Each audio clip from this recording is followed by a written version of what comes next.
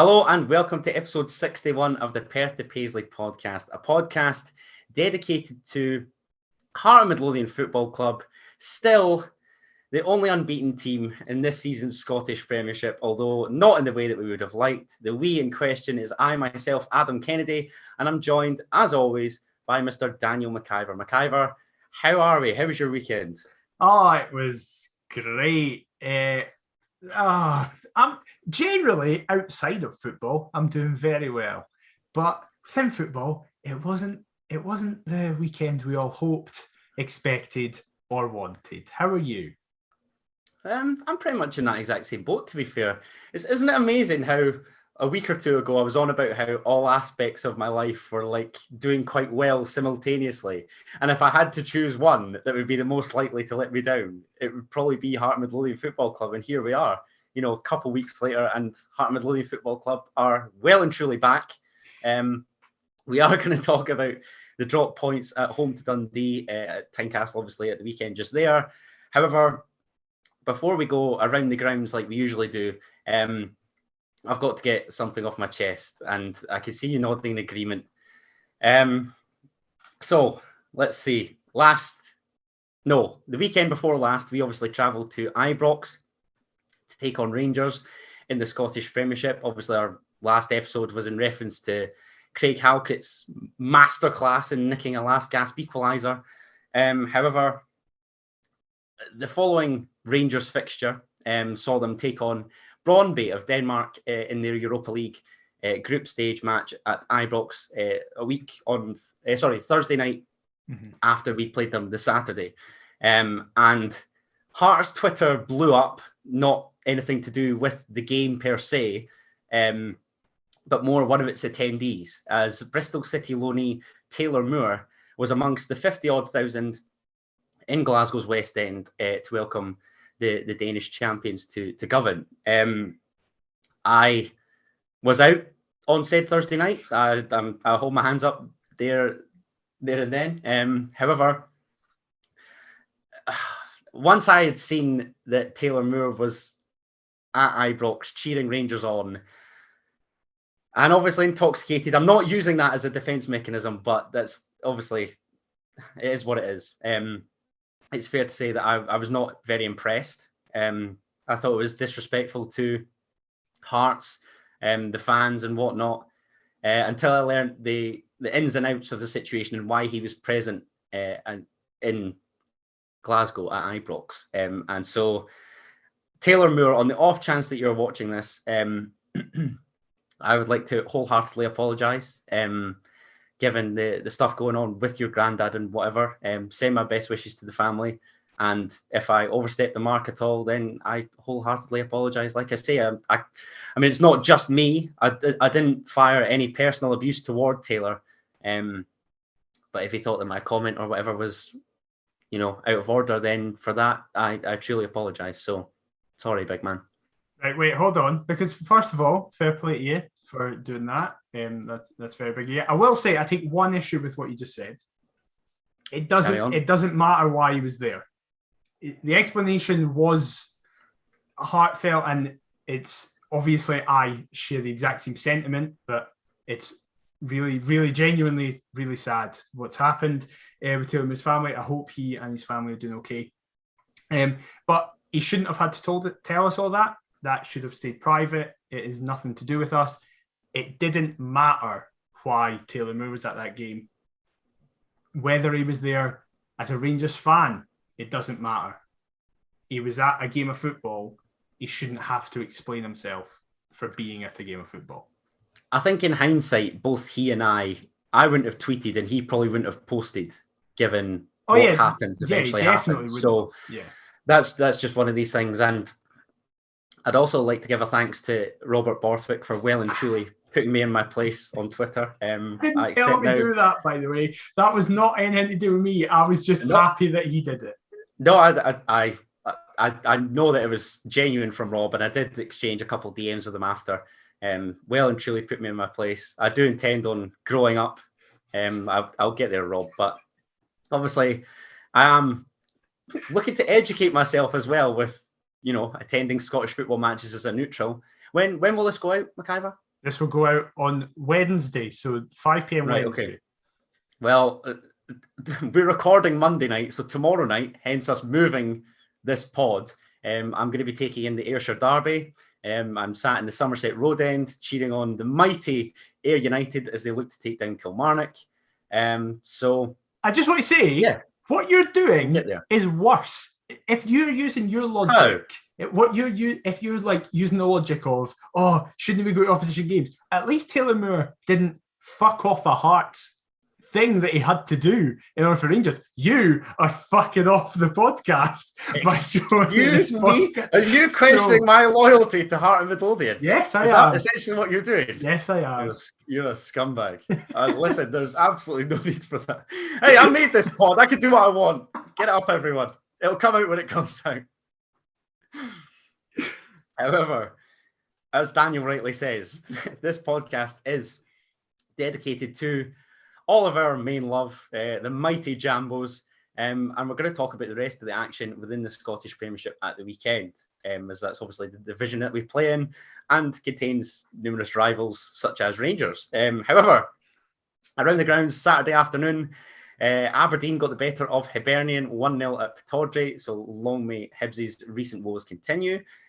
Celtic breezed past St Johnstone, who we of course play Wednesday night, getting the better of Saints by a 2-0 scoreline at Parkhead. It was a 2-1 win for Dundee United at Tannadice as they saw off the Steelmen, and again they're keeping tabs on us, now moved level on points with us actually, given our drop points to Dundee of course. And the other Saturday match was up in the Highlands, and it saw Ross County be defeated at home to Livingston by a 3-2 scoreline, a last gasp winner for Livy. So that was obviously Saturday. And Sunday, it all kicked off in Paisley.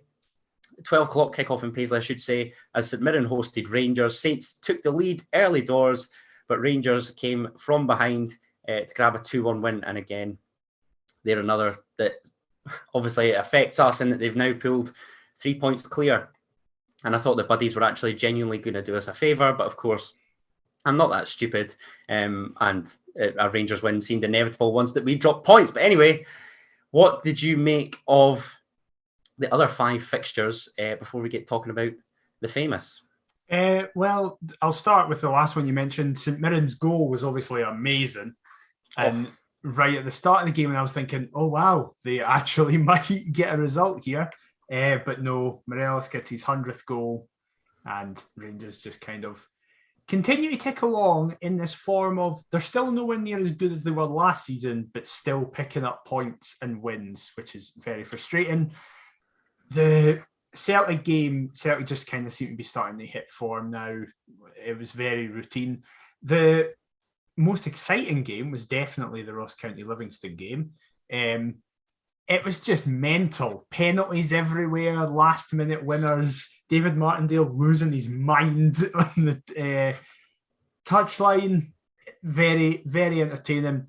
Livingston are now, I don't know if you could say, starting to find a wee bit of form just to fuck you over and like as if personally offended by what Literally, you said. Last week I saw the Livy stats and they were the only team to have not scored an away goal in the entire division. And here they are, churning out 6 goals in 2 games, winning at McDermott Park. So I dread to see our result on Wednesday. And up at Ross County, where we drew 2 each. So they are well and truly pulling my pants down in that respect. But carry on. Definitely. Charlie Mulgrew hitting scissor kicks just sums up Dundee United right now as a club. Just mental. He got the assist as well, so he had the game of his life. And what a ball it was an unbelievable cross. Tam Courts, what is he doing to that team? Like, they just seem unbeatable just now. However, it's I won't go over it because it was our easiest win of the season apart from Livingston. It was so... That's what I can't believe. Like, even when you look at their other results, they picked up a point at Parkhead. They beat Rangers at Tannadice. They demolished Hibs at Easter Road, and yet got swept aside by us. Yeah. Like, what's going on? It's very, very strange. And then, of course, the most predictable game of football that there was this weekend. I mean, Hibs didn't have a shot on target. And again, listen, I just saw the highlights, and highlights do not tell the story of a game. But that first half, they were lucky to not be 2 or 3 down. Yes, they came into it later on in the second half, but Aberdeen just looked far more solid. Darren McGregor's red card was ridiculous. I don't know what he's doing. Like, he's just stupid. Sorry, mate. Do you think that Dave Cormack's now spot on with the stats? Well, this is the thing. This is the thing. He's right, isn't he? He's right. He was right to do what he did. I did notice somebody share on Twitter the fact that they had less possession in that game. He'll have been gutted. He'll have been devastated. That's the one that they win. And I was driving back from the Hearts game on Saturday. I'm convinced I heard on the radio them say that that's their second clean sheet in 23 games. Yeah. That's what I heard that stat as well.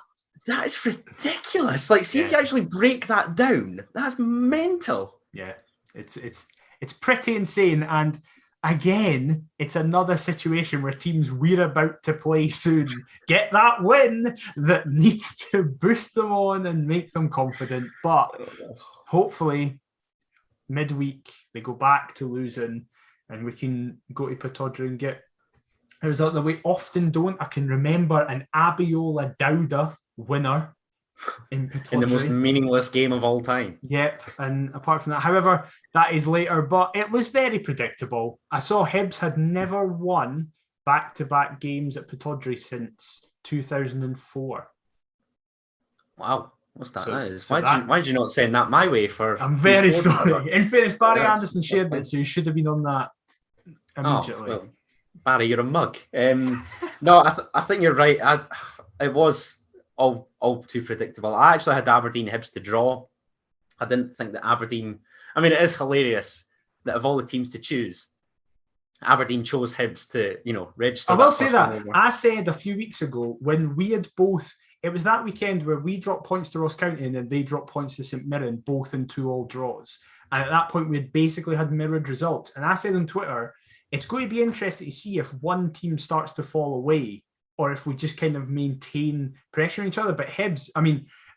They've got Celtic midweek as well at Easter Road. It's not looking good. They do have quite a good record against Celtic at Easter Road, in fairness. But I know they're still going to do well. They've had a rough few games, but 3 losses on the bounce after no losses is some drop-off. It is. It really is. Elsewhere, I mean, I think the rest of the results were all to expected. I had 3-0 for Celtic, finished 2-0. United 2, Motherwell 1, I got spot on. I also had Livy in both teams to score, although I said they'd win 2-1 as opposed to 3-2. And Rangers and Paisley, I said, would win 2-1 as well. So did not too bad. Yeah. Also said 2 goals in the game at Tynecastle, but never mind. So we are going to talk about Hearts dropping points at home to Dundee now in that 1-0 draw. Where should we start? Because the team was unchanged from the one that had claimed that last gasp equaliser at Rangers.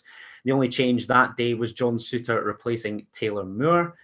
So Craig Gordon goal, back 3 of Stephen Kingsley, Craig Halkett and John Souttar, Michael Smith and Alex Cochrane as the wing-backs, with Cammy, Devlin and Benny Beningame in the middle of the park. Ben Woodburn and Barry Mackay supporting Liam Boyce in attack. I think we both said that we wouldn't be all that surprised if Robbie named an unchanged 11. Were you pretty content once you saw that first 11, mate?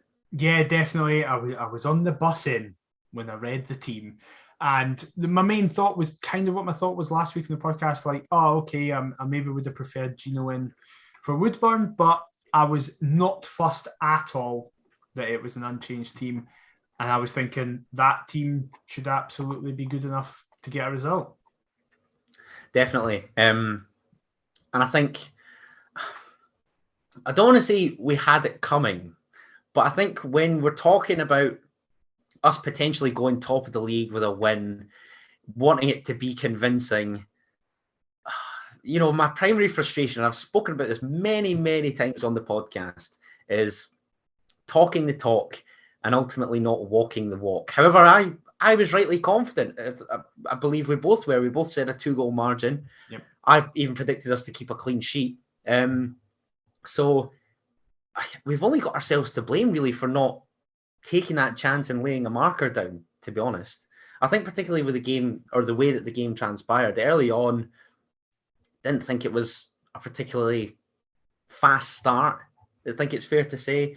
Ben Woodburn seemed to take 20 shots too many in that first half, and it seemed as though if we were to score, it was going to be him. He loves a shot at the edge of the box, which I can't fault, in fairness, because often at times, and I've felt this way on Saturday, I don't know if it was just me, I feel like sometimes we try to score the perfect goal and nobody really takes a risk at the edge of the box in terms of having a ping or playing that pass that we're not usually anticipating. Is it just me, or do you feel like that? But you can't criticise Woodburn for having shots at the box and going, why is nobody else shooting from outside the box? No, but the frustration is that he's obviously not off the mark yet. I don't know whether it's a confidence thing. And I was thinking about this even with Alfredo Morelos. You touched on it. He's now through 100 goals for Rangers. Has that been playing subconsciously over and over in his mind? And he's trying too hard. Now Morelos has scored. I bet he bags against Aberdeen midweek if he starts. He'll probably go on a wee run now. Whereas with Ben Woodburn, I just feel as though once he gets that first goal, we might see him properly click into gear. I hope so, because it is just, I do get your overall point. It is just that final thing isn't clicking. He gets into good positions. He can make good runs. He can make good passes of play. It's just the final shot or the final pass. And in fairness to some of them, especially with his passing, hasn't been his fault. He makes the pass, but then the individual, whoever it is, hasn't converted it. But I think that was kind of the opening 10 minutes. It felt like every passage of play we had, we were very dominant, obviously. Dundee set up in a mix between a 5-4-1 and a 5-3-2, and it was just break us down. That was a 5-4-1, 100%. They literally had Lee Griffiths up on his Todd, and they were just hoping that Charlie Adam was going to send one. Like I cannot recall a side that set up quite as defensively as Dundee did for that opening 45 anyway.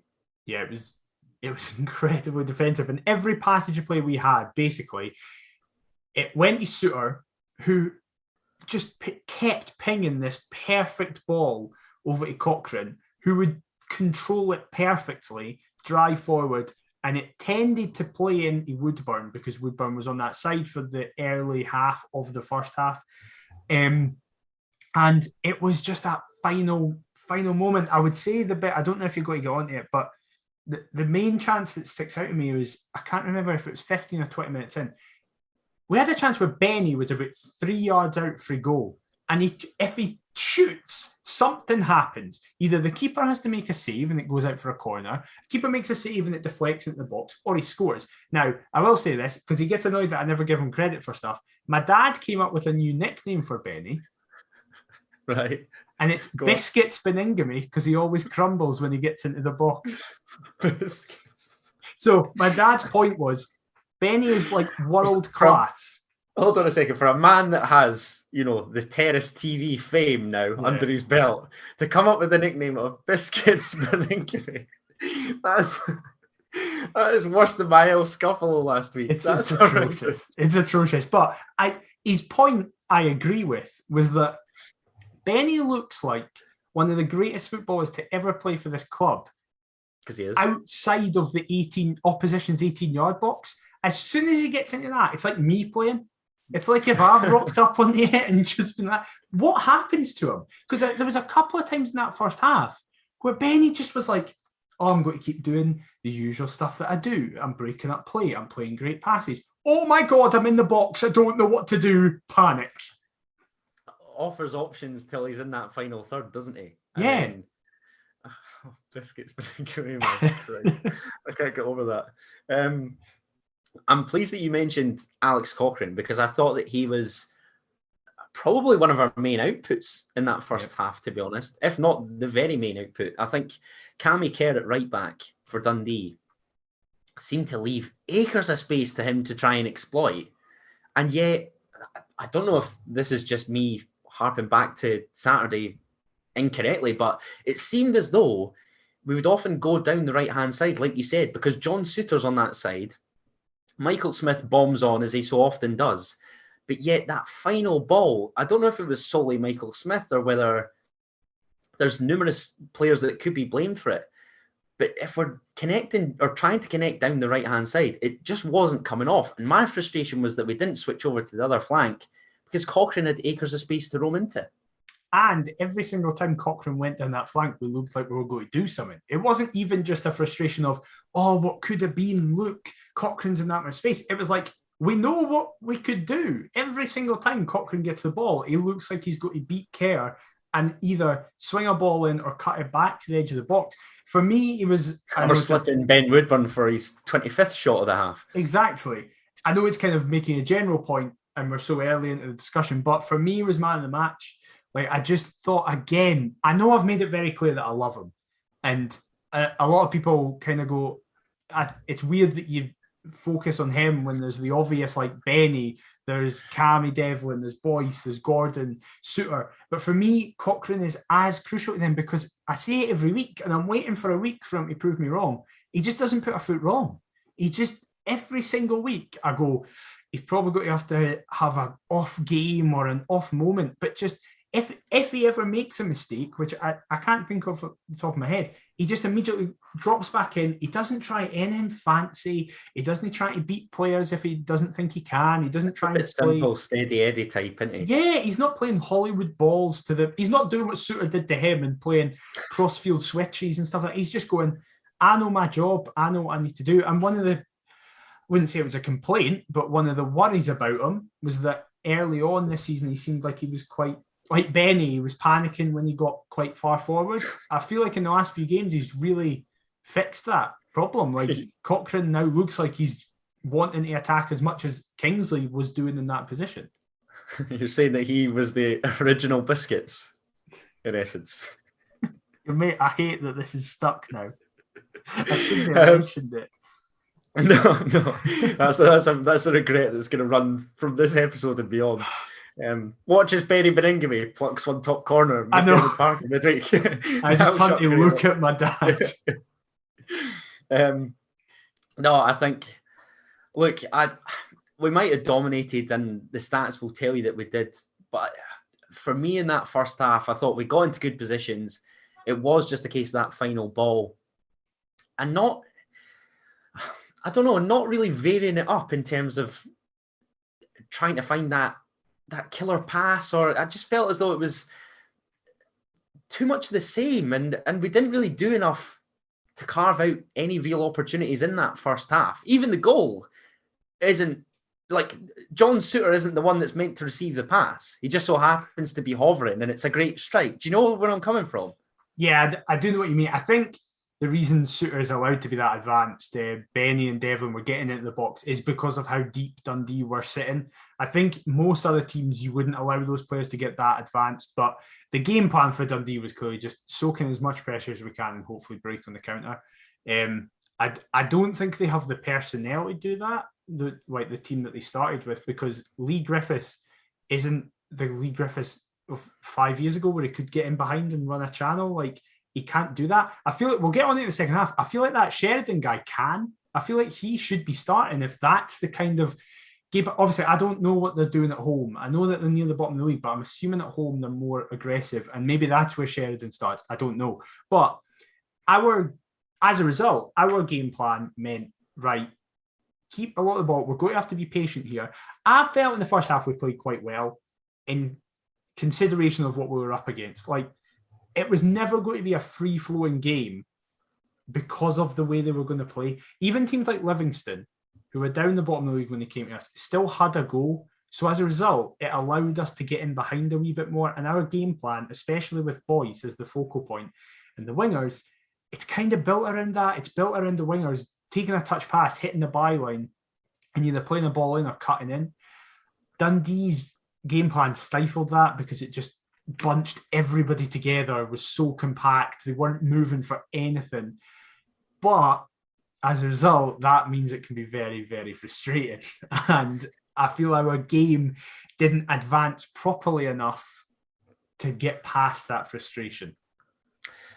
Do you feel as though we still perhaps need for want of a better word, a conjurer in that midfield? Mm-hmm.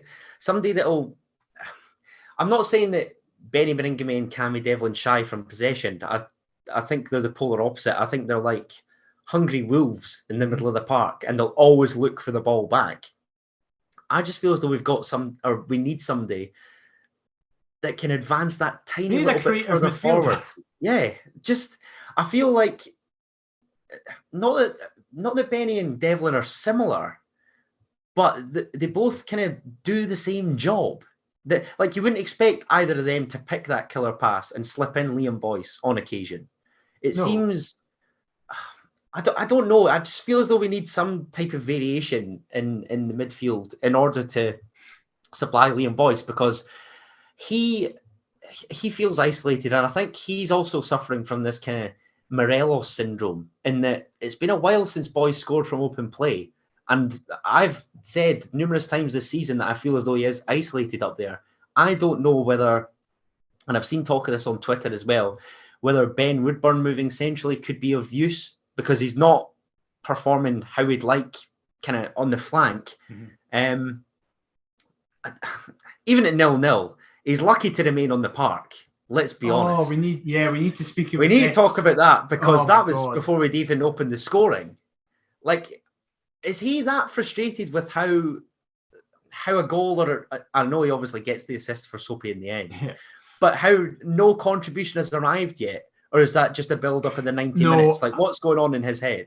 I think it's because Smith gets fouled and we get nothing for it right in front of him. Smith gets a two-handed shove, and Woodburn, you see as soon as the ref doesn't give anything, Woodburn picks up more pace as he's driving in to get that ball.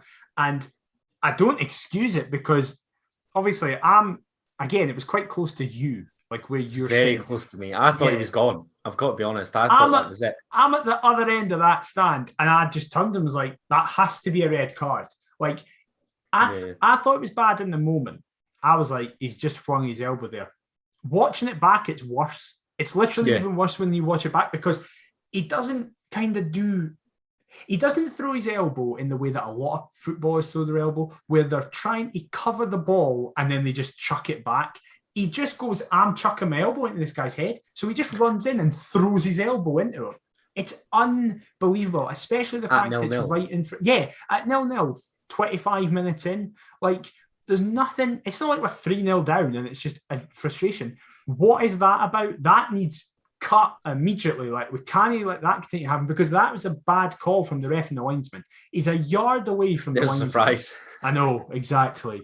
Every week we seem to be coming on here speaking about. I will say it was very funny that challenge got looked at on Sports Scene, but the Joe Aribo challenge does not get a mention on Sports Scene. Oh, what are you insinuating? No, nothing at all. No, I listen. I thought he was a goner, and I will give a shout out to your best mate, and I think it's Cammy Devlin that hauls him away from the linesman, because I thought if he's pleading his innocence after just doing that, how many times have you seen that where they're like, the officials are quick to dish out a yellow card and then they'll immediately give like a second yellow just because of the complaints, when the player has absolutely nothing to complain about? See, when you watch it back, right, and it's the angle that's like the close zoom in angle. Obviously, Woodburn has the ball and it's still in play, but clearly Devlin knows what he's going to do. So Devlin just starts running towards them, and you can see fans down the front go, like, almost put their hands up being like, no, Devlin, you need to be the option. Like, and then they see what happens and go, oh, it's because he's trying to go, he's about to get sent off here, I need to get involved. And he does that a lot. I've noticed that immediately about Devlin, and I know it's Cammy Devlin and Daniel's speaking about him, so therefore it's the best thing in the world. But honestly, Devlin obsessed. You are. I just love him. But he said get on to the goal, because that was brilliant as well. Yes, exactly. He said this in an interview today with Barry Anson, that he was like, he's immediately come in and become one of the vocal people in the dressing room. And he said, he was like, that's just my nature, that's the way I am. And I feel like you really see that on the pitch, where if there is moments like that where players can potentially lose his head, he's very mature for his age, and especially his position and style of play, where you often associate someone who is a tough tackling, like shithousery type player. You often associate them with you often associate that with immaturity sometimes, where it's like, oh, they'll grow out of that. I still think he has his moments, like the Motherwell game when he's given that the back of the head. But that's deliberate. That's calculated. No, of course. Listen, he knows exactly what he's doing. He's living rent free in everybody's skulls. He's like, and I can't believe I'm about to usher these words. He's like a mini Scott Brown. No, yeah, he's that exact same player. But he's our arsehole, and I love it. I'm all for it. He's just like early days Stephen Naismith. There is something about that 14 top. Aaron was right. There's something about it. I mean, let's just talk about John Souttar's goal, because that lit up what was, quite frankly, a terrible first half. Soapy man, just week by week, I just get the impression he's off. I've resigned myself to it. It breaks my heart. It really does. I think even Robbie said something in the week, and I can't remember exactly what it was that he said, but he was asked obviously about Souttar's contractual situation, and I think he said that we need to show John just how appreciated that he is here, which makes me think, is he negotiating as being a backup elsewhere? Or I don't know. From what I was reading between the lines, and I should have had the quote on me from what Robbie said, I just thought prior to the game, he's off. And second goal of the season obviously arrives Saturday afternoon. It's just a superb strike. His initial pass is obviously cut out. Liam Boyce then has a shot which is blocked, recovered by his countryman Michael Smith, who obviously looks for, I don't want to say a better player than him, but a more likely scorer than him, let's just say. Opts to feed Ben Woodburn, who lays off John Souttar, who, like I said, was hovering at the edge of the box. And it's not even as though he unleashes one, he just bends one into the top left-hand corner. Postage stamp finish. Adam Legdens has absolutely no chance. And it seemed as though our pressure had actually paid off. He doesn't. He just literally opens up his body and passes it into the top corner. Like it was as if he viewed the top corner as Alex Cochrane, and he was like, okay, switching that right into there. It's just an unbelievable goal. I feel like we've had quite a few goal of the season contenders already, which is weird to think about. That's what I was going to ask. That's because that's up there. What are your others? I would say Stephen Kingsley's double free kicks were both fantastic, and Michael Smith's goal against Livingston, the move, like the Barry Mackay feint, the switch, the first even time. Cochrane's against Livingston. Yeah, that's great as well. We go, well, like for example, do you remember the season where Dimitri Mitchell won it with his goal against St Johnstone? Yes. I feel like that was the only goal that season that could have been like in contention. I don't remember any other goals that were class. Playing nice football, and lo and behold, we're scoring better goals as a result. What a novelty. I mean, how bizarre is that? Yeah. But again, that was my frustration on Saturday. I just feel like sometimes we've got to switch it up. It seemed as though we wanted to score that perfect goal, whereas I don't give a shit how ugly they are. I wanted to batter Dundee. Earlier in the half, we did hit the bar from a yard, and then the keeper made a good save as well. I think it was more a game of... And Lee Griffiths hooked one off the line as well, didn't he? Yes, exactly, yeah. I think it was more a case of any other day we take those chances, it's 4-0 at half-time. And this was my primary frustration. I had a chat with the Talk Scottish Football boys this morning before I was headed to work. And I said that I just felt as though it was a carbon copy of the Rangers game. Like, we essentially Dundee did to us what we had done to Rangers the week prior, where they've hung in the game for long enough that sometimes all it takes is that one chance, despite the host's dominance, or perceived dominance, I think, in our case. Because, like I say, that first half, John Souttar's goal lit up. We were better in the first half than the second, but I still didn't feel as though we'd created all that much. I think you're being slightly harsh. I think it was definitely a weaker half than we've been used to at Tynecastle. Obviously, the comparisons to that is in the last 2 home games we've scored Motherwell, 5 where the goals. game was won in whatever early doors, and maybe it's the only real Tynecastle annoyance since Hibs, isn't it? Really? Yeah. Like if you actually break it down, I don't know. Maybe my delusion and standards have reached such a level now that I wasn't content with just one. Weirdly, it's a positive. It shows how far we've come. That we're complaining overall. Oh my God. About, it's like listening to the gaffer post-match. Exactly. However, I will say this, right? If you'd said to me last week, you'll get 2 points from the next 2 games or 3 points from the next 2 games, I'd rather have lost at Rangers and won on Saturday. I hear that, but then I also think that would leave us further behind Rangers. But we're not going to challenge for the title, so that's not who we're competing with. Well, that's what I was going to say as well. Like us being unbeaten after 10 games, it's a bit like running a race by yourself and losing. Like it doesn't really mean anything, does it? Like, well, I'd say it means something because we're like a few points off. If we were like 8th and we were unbeaten and there were all draws, it's like, well, who gives a shit if we're unbeaten? I just feel as though this Dundee draw feels like a defeat. Oh, of course. Which then makes you question, like, I don't know what I'm trying to say here. I just feel as though when you claim a point at Ibrox, you have to follow that up with a win. Yeah, that's the biggest thing. It feels like, because it's like it's almost pointless getting that draw at Ibrox. Yeah, it just cancels it out totally. Yeah. And you're right in that the loss, I wouldn't give a shit if it meant that we'd succeeded that with a win against Dundee. Yeah. Which makes it all the more annoying. Like definitely these drop points, like Ross County are jobbers. Like, did you watch them against Livy? Yeah. Oh, they're already away. Like, how can you be winless after 10 games? And we're one of, I think, the three sides that they've taken a point from. Yeah. I don't want this to be the case. It's annoying already. And look,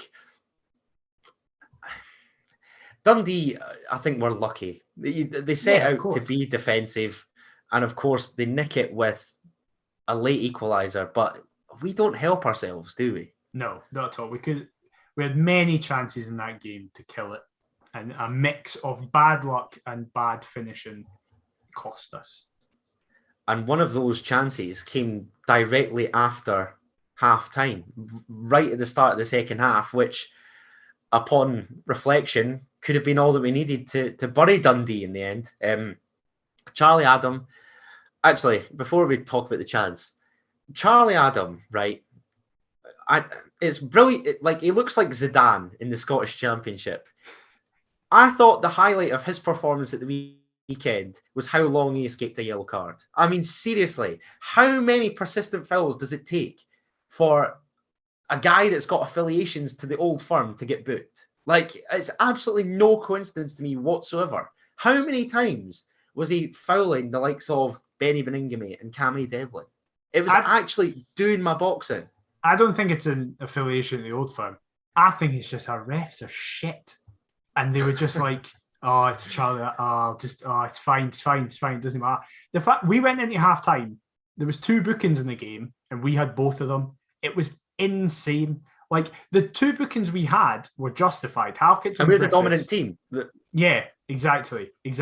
Halkett's was justified on Griffiths because he just pulls him back.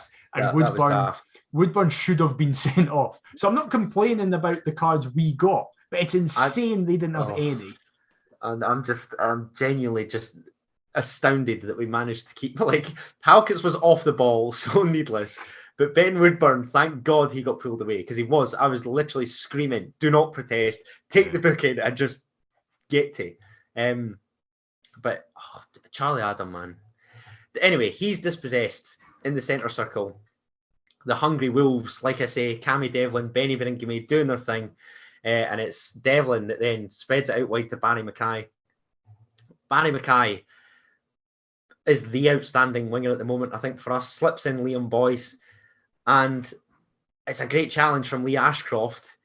but I don't know whether it's a hesitation from Boyce or... I don't think it is. I think it's fantastic I don't feel like challenge. he does anything wrong. Yeah. Like, it's just one of them where it's a coming together and ultimately he's just lost out.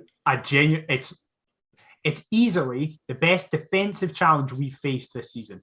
It was pitch perfect because it had to be perfect because otherwise it's a pen in the red card. Like that, he had to go in going, I'm committed to this. I know what's happening. Boyce, I've seen people say there's a hesitation. I don't think it is. I think it's a touch that he needs to take to steady himself because the initial touch, there's a bubble on the pitch. I look at it all the time when I'm looking. There is a bubble in the box and it hits the bubble. And he takes a touch. Of course it does. The one place where it shouldn't go. I know. Exactly. And typically, it ends up exactly there. Yeah. That was the clincher, I think, in my eyes, because we didn't carve out a lot really second half either. We hit the post. I think we did, and that's what I was going to come to actually, because the substitutes changed the complexion of the game at Ibrox. Fucking But hell. dearie me, that trio at Tiny at the weekend. Every sub made us worse. Yeah, I it's harsh to say, but it's bang on. Gary Mackay-Steven was probably the pick of the bunch, and he was still shite. He was still absolutely shite. I will say this, right, and I think this is, unless I'm forgetting somebody obvious, and you might be able to think of it. I know what's coming here. I don't think I've ever in my life seen a more lightweight player play for Hearts. Oh, I've never seen him win a challenge or when he has the ball ride a challenge ever. I don't think that's lightweight. I just get the impression that that's not Gary Mackay-Steven's makeup. But for example, the player that I compared him to with my mate was Milinkovic, right? So when Milinkovic that's what I had in my head, funnily enough. Yeah, that's weird you say that. When Milinkovic came, we all looked at him and went, right, we know what we're getting here, don't we? We're getting he better be quick. Yeah, we're getting a tricky winger who's going to be fast because otherwise he's fucked. But he didn't. He completely ripped that up because Milinkovic could hold himself. He knew he wasn't the biggest, but he was smarter. And I said to Hearts, though, today, Cochrane's similar. Cochrane is not a big guy, right? Cochrane is even when he moves to centre half and you see him compared to the rest of them, he appears tiny. He's a wee guy, right? But he's really intelligent, so he doesn't go in for challenges he doesn't think he's going to. He uses his head and sticks a leg and tries to nick it. You can be lightweight, slim, like not built for strength, and still win challenges and still ride challenges and get through. Gary Mackay-Steven, whenever he goes, yes, it is you. Yes, well done. Whenever Gary Mackay-Steven gets the ball, I'm like, oh, okay, we're losing it. He's just rubbish. I've seen so many people say he's inconsistent. He's not. He's consistently shit. The inconsistencies are his good patches of form. Seriously, since Celtic opening day of the season, there's been 10 games. There's been 10 games since then. What's he done? He skied it against Ross County for 3 yards and been shit every game he's featured. I'm just sorry. I'm just laughing because I'm thinking I have some cheek coming on and slating the recruitment of the past, given this was a signing I wanted, and I seem to have got that so wrong. But Barry Mackay's so right. I know. How is that happening? I can see why this is such a hit and miss amongst like recruitment departments. And that's another one. Barry Mackay's not a massive guy, but often I'm like, he's going to be able to use his nous and get past people and ride challenges. He does enough to shirk off and evade folk. Yeah, I agree. Because I don't even think Barry Mackay's particularly all that quick, but he's fast with the ball. With the ball, he's unbelievably fast. Yeah. He's probably quicker with the ball than without. Yeah, it's weird. It's really weird. What a player. But yeah, obviously, like I say, Ben Woodburn was taken off, I think, at half-time for Gary Mackay-Steven. Were you frustrated not to see Gino come on? Because I know that you're a big fan of his. Well, and obviously, now you've voiced your displeasure towards Gary Mackay-Steven. I had accused you of an agenda against him last week, and now it's starting to come to fruition here. But I think Gino's hurt. I cannot think what's going on with him, man. He looks like a different player. He doesn't look like the Josh Naylor last season because it's the trim. I'm convinced that it's the trim. But I will say this, right? Conspiracy theories and all that. He didn't warm up. I was watching. So the subs warm up in front of us, right? So I'm staying silent, Gino. This is all on him. So he was wearing a coat, like kind of big coats. He had that. The long ones. Aye, the long ones. Yeah, he was warming up in that, right, with a bib over the top of it. He had the hood up, his hand in his pockets, and he was just doing. He was clearly meant to be doing shuttles, and he was pacing back and forward, and had his water bottle, and he was just like occasionally drinking out his water bottle, and all the other players, like when Haring went, when Nandwilly went, when Halliday went, when Moore went, when GMS went in the first half, they were doing shuttles followed by side steps. Gino just stood at the corner flag and occasionally walked up and down. And I was like, what are you doing? And then Barry Mackay got absolutely clattered at one point in that second half, around the 60th minute. And I was like, right, he's going to have to come off here. Gino. Then 10 minutes pass and bang on 70 minutes, Gino gets brought on. Can he now only get 20 minutes? Is that what it is? Is his injury that we're just not being told? Because we've heard that he's had a wee bit of a niggling ankle injury.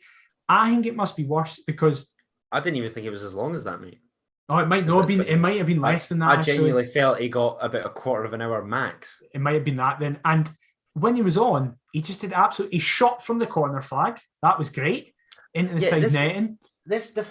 I thought it took a deflection when I see it, but is he trying to catch the keeper out? Is it a terrible ball? Like, I don't know what's going on. And this was a player that I was looking to start because I felt that Ibrox, he actually looked competent. Yeah. And again, it's another. I'm not going to slate the substitutions despite my real want to, because they worked so well last weekend. But, like, how, like, if it is a max of 15 minutes, again, like, why are, like, we've spoken for what, about 3/4 of an hour already, and it's flown by for me. So therefore, get you on for 45 minutes. A third of that time, hook boys after 25 minutes if they're not performing. And around the grounds in the same amount of time that Gino got. If we have to sacrifice boys after half an hour because they're not pulling their weight, then so be it. Give these guys an hour. Right, I do not support that. Imagine the discontent. The discontent at Tynecastle's already toxic after like 10 minutes and we're not 1-0 up. If we're hooking boys after half an hour and they're getting dogs abuse as they're walking off, oh my God. Can we speak about Nandwilly? We can, by all means, because obviously he was the second change for Liam Boyce. Do you want to touch on Nando first? Or yes, how fucked are we without Liam Boyce? I want to speak on Nandwilly first because then it segues quite nicely into how fucked we are without Liam Boyce. Very is the answer. Yes. I think Nandwilly got the most stick out of the 3 subs.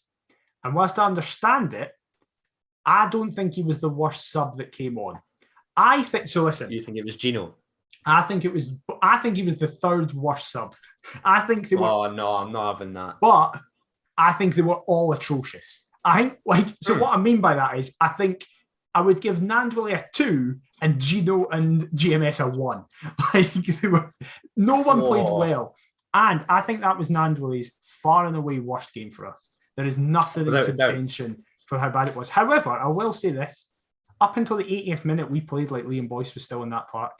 We were giving balls into feet for him. We were playing the ball over the top, getting him to run into channels. We were getting it into him tight so he could hold it up and then play off. That's not what Nandwilly does. What Nandwilly does is you just need to say to your man, right, big man, stand on the penalty spot and we'll just pump balls into you. And we didn't do that until the 82nd minute. Now and try and get knockdowns and runners and all this shenanigans off you. That's what I need him to do. That's what I was going to ask. How annoying is it that Ben Woodburn couldn't keep the heat for more than a half? Because then if he moves centrally, grabs his goal that I believe he needs, we could have been on to a winner. We could have been entering these fixtures with confidence as opposed to a slight little bit of nerves.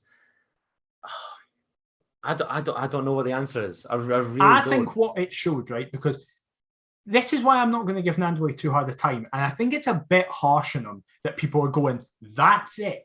He's shit. Get you in particularly Henderson after last back. week. If they were in the away end at Rangers, then he came on and caused havoc. Yeah, exactly, and he's done that in most games. How can he go from that to then being as poor? I've got an answer week? because and it now segues into the next point. Armand Nandler has had a great game whenever he's come on, whenever Liam Boyce is still in the park. Because it does what I said last week and what all pundits and people who have been watching the game said. Partner. He gets it and he wins knockdowns to Boyce. He drags people out of position, so therefore Boyce has more space. He gets the ball and plays it off as Boyce runs into a channel.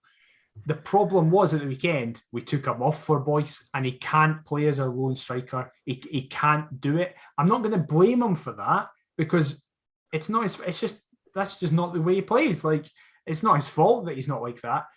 The problem is that it reinforced, if we need a striker doesn't play, we're knackered. Because I think even when Boyce doesn't have games where he looks like he's going to get a couple or he's not constantly peppering shots, he is the focal point of this team. We build everything around him. And even when he's having an off game, we still seem to play quite well because it's like he's there. He might not be having loads of shots, but he brings the ball into himself and plays it off. Or he's dragging defenders out of possession so it allows other players to have more creativity.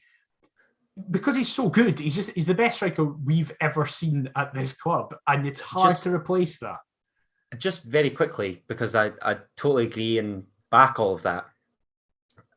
Would you risk him on Wednesday if he says he's good to go? No, neither would I. Not at all. So we'll come on to that later with regards to selection and whatnot, because I'm intrigued to hear your thoughts. But yeah, look, not a great day out. We've not even spoken about the goal.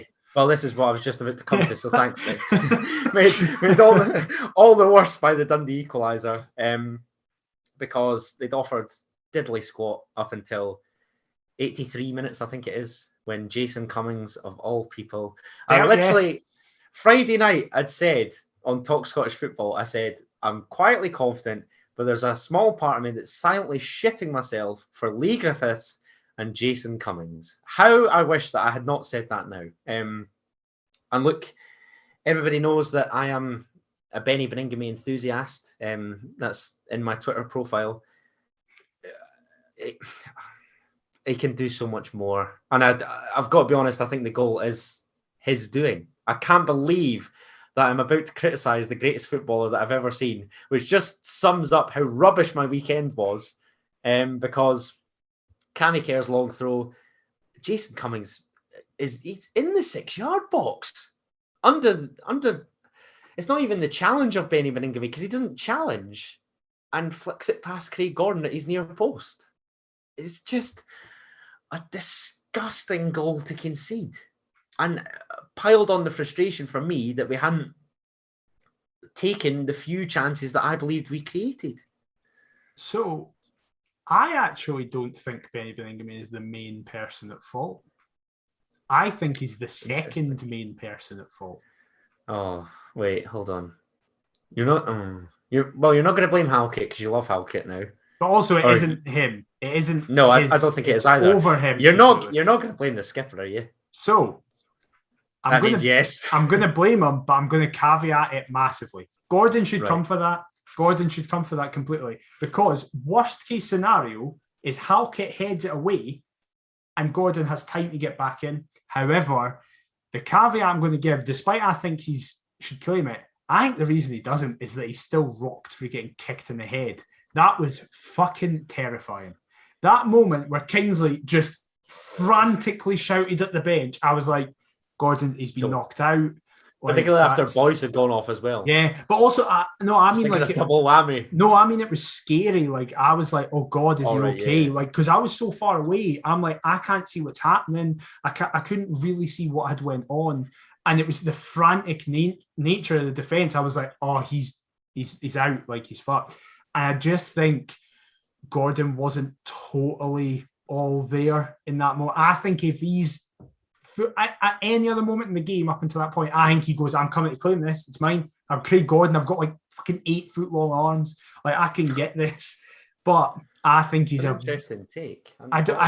So that's why I'm not saying I blame him. I think he's just most at fault. But also, Benny is 100% at fault as well because he just lets Cummins go completely. Cummins gets the complete wrong side of him, and Benny doesn't even attempt to put in a challenge. I've seen folk blame Halkett for it. The ball is over his head, and he must go, well, I'm not the only defender here. There must be people behind me. Is that because he's the one that shunts it out of play for the throw-in to take place? I thought that is Kingsley. Right, isn't it? I thought it was Kingsley. I thought it was Halkett. I might be wrong. Sheridan. I need to watch it. I need to watch that back. But anyway, yeah, I didn't get the Halkett blame. I've got to be honest. I was obviously at the game and then drove home, and Dad fancied ribbing me for saying that. Well, obviously he listens to the pod and he knows that I believe that Benny Maringame is the greatest footballer that I've ever seen. My Congolese king. And he said, "Oh, what about your man Benny for the goal?" I was like, No, he's not at fault. It was his worst. Don't know whose fault it is. It was his worst game, like. And then I see it back and I'm like, oh yeah, Christ, yeah. Just the Biscuits Beningame in the box, and the photo goal. I will say though, it's a testament to how good he is, right? That I would still have given him like a 6 or a 7 out of 10, because the rest of his game was his usual great self.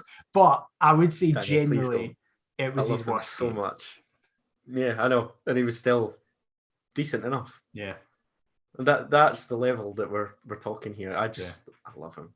But he and the rest of the troops will head up to Perth on Wednesday night. With me.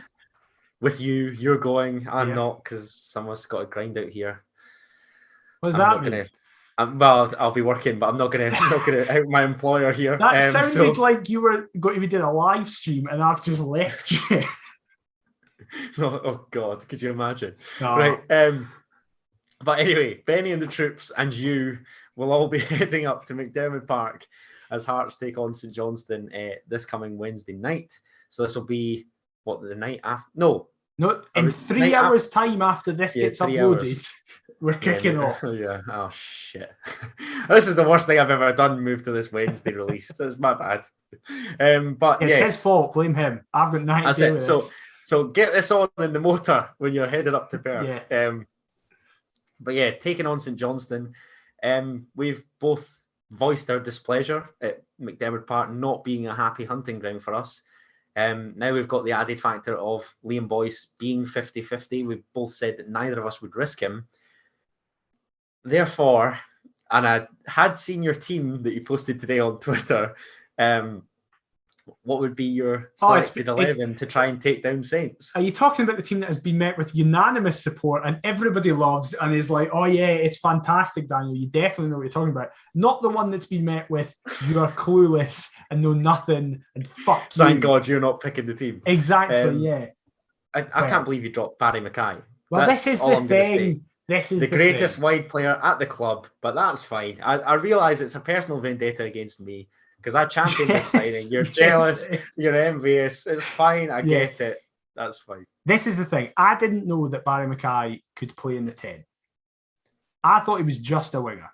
I'm not even sure he can, but I just love that everybody was so quick to hop on this bandwagon of what are you doing? Why are you dropping Barry Mackay? Also, I don't think he was 100% at the weekend. And he took a clatter. I'm like, give him a break. Give him a break for a game. Like, well, this is what I was going to ask, because St Johnstone aren't in the best form. They've just lost back-to-back league games, and I know that one of them was obviously at the weekend away to Celtic at Parkhead, but the one before, they got scudded 3-0 at home to Livingston. So, Saints aren't in the best of shape. They've not scored in the last 2 games. They've got injuries aplenty. Is this the opportunity to rotate? Would you then go back to, I don't want to say back to full strength for Aberdeen on Saturday, but what are you thinking with regards to potential people to bring in here? I personally would rotate. For those who didn't see my team, I changed formation slightly, and I know that I've been wanting to say don't change system, but I've always caveated that. Yeah, that was also quite weird. I've also caveated that with, however, there's 3 players that if they're out, you need to change the system, and those are Suter, Smith, and Boyce. And this team is without Boyce. This is the team I wouldn't say Suter now. I'd probably just say the Northern That's American. true. Yeah, because Taylor Moore's like Taylor been good. The blonde John Suter.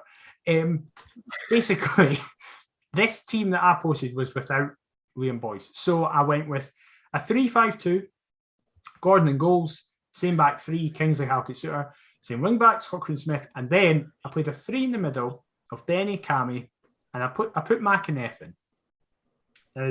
That seems to be one of the main things of contention. The reason I did that is because I think we need, as we were saying earlier, we need a creative player. And McAneff is the most creative of the midfielders centrally we have, I'd argue. Because... I'd probably go along with it. And there's also the other adage of people have been saying for a while now he needs to prove himself because currently he's not getting near this team in full strength.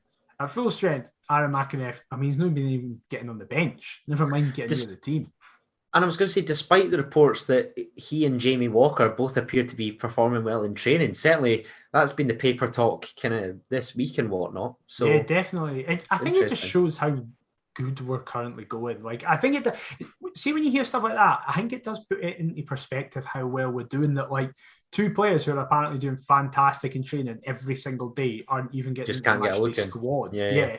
With the McAneff thing, I caveated it in the tweet saying I wouldn't even mind a hearing to come in. And however, that's what I can't fathom. It's a very industrial 3. Yes. Yeah. Far too negative. Come on. But I would say you push Devlin forward. Because Devlin played there. He can play there. Devlin played there in the Olympics.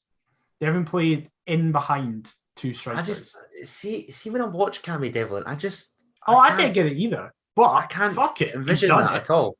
He's done it. Oh yeah, he's done it once before, so just chuck him in for his second time. It'll be fine. I think that people raised the point of Mackay in that role. I would be fine. I would be more than fine. Baller! Like, I think he could operate quite well in that position because I think the thing that's been killing him is that he's not really had a pre-season and he's been tasked with hitting the byline every time he gets the ball. Whereas if he's in the 10, it's a lot less running. Like, he can... Aren't you making an excuse for him because he's got, a fantastic fullback behind him? Or should I say wingback? Oh, no, of course. I just mean... I mean that as a compliment to him. I know. He's been doing so well, even though it's like you're asking a lot of him and he's still doing it. But one of the big things was the two strikers I went with were Nandwilly and Woodburn.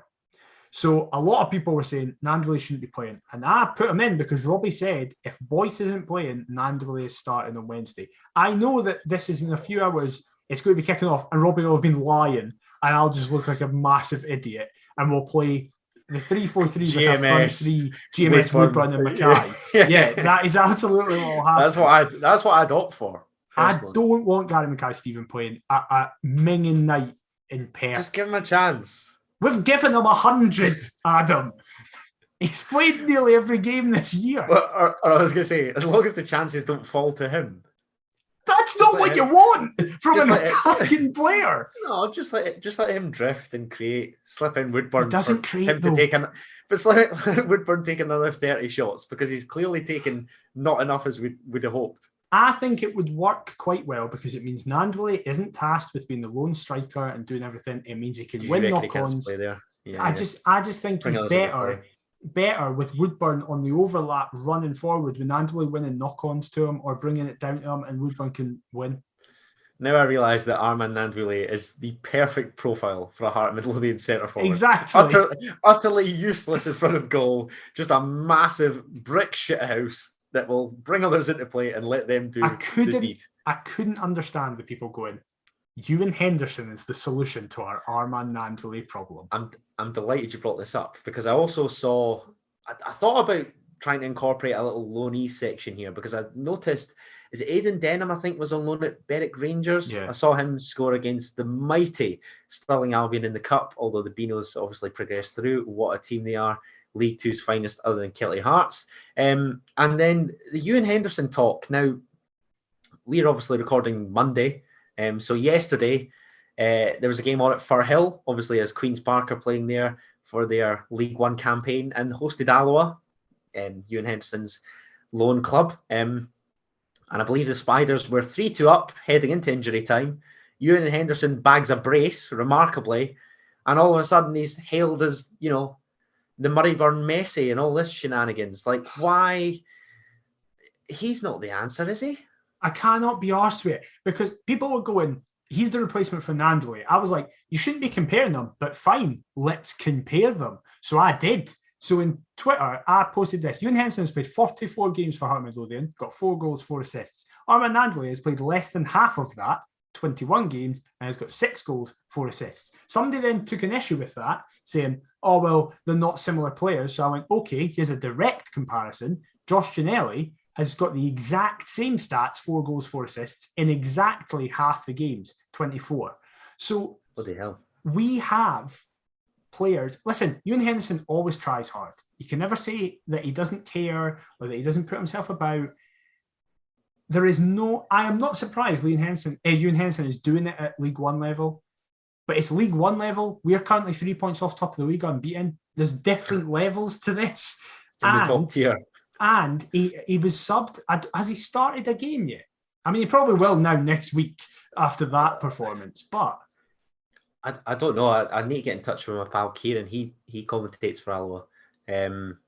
I'll ask because he seems to be a big fan of him, which again doesn't surprise me. I'm delighted good enough because for League One. Yeah, he'll be good at that level. I think he'd be good for a lower end championship side as well. He is not good enough to feature for us competing for the European places at the top of the league.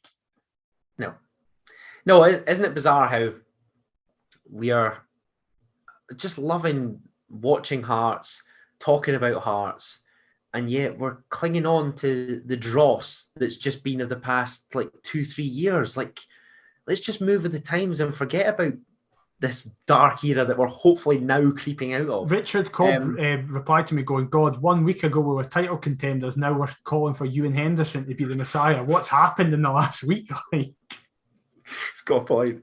But of course it is a massive week for us, given that we travel to Pittodrie to take on Aberdeen on Saturday. They've got Rangers at Ibrox in midweek, so they'll hopefully get scudded. I don't want to dip into the Aberdeen game too much because obviously the St Johnstone match I believe to be the bigger one, given that it's our next one that we probably have a better chance of winning.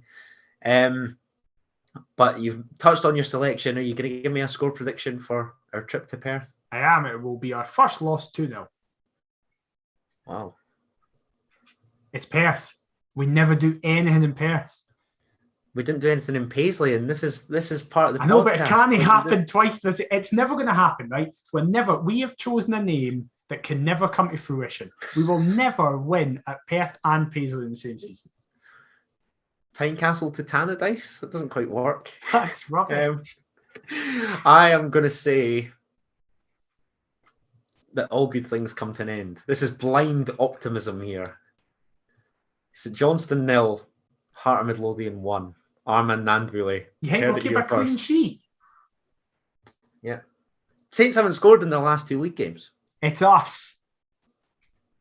It's a fair point, but no. Blind optimism. You don't have a response to that. Just, no. Oh yeah, shit. No, just blind optimism. That's the only reason why I'm not adamant. I'm not even quietly confident. I don't know.